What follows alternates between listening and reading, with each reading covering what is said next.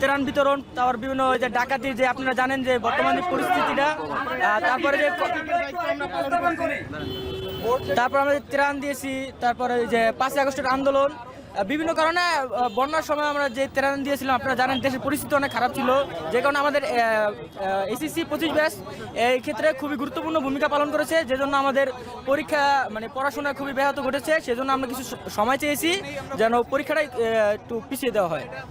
আপনারা বলতে পারেন যে সিলেবাস শর্ট করা হোক, কিন্তু পরীক্ষা পিছনে কারণ কি?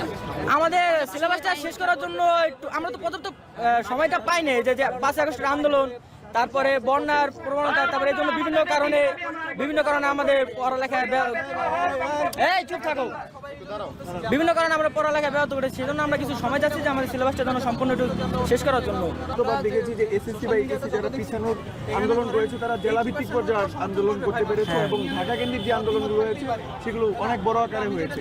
এইবার আসলে আপনাদের আন্দোলন মাত্র 20 জনের কেন? আমাদের যে আন্দোলনটা সেটা বিভিন্ন ডেট দেওয়া হয়েছে, এবং এই ঈদুল আজহার কারণে সবাই বাড়ি গিয়েছে, যে কারণে এক একজন এক এক জায়গায় অবস্থান করার কারণে একত্রিত হতে একটু ঝামেলা হচ্ছে। আপনারা ঈদের আগে কেন আন্দোলন করলেন না?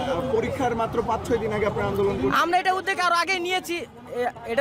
আগে নিয়েছি, বিভিন্ন আন্দোলন দেশের পরিস্থিতির কারণে আমরা আন্দোলনটা আর করা হয়নি।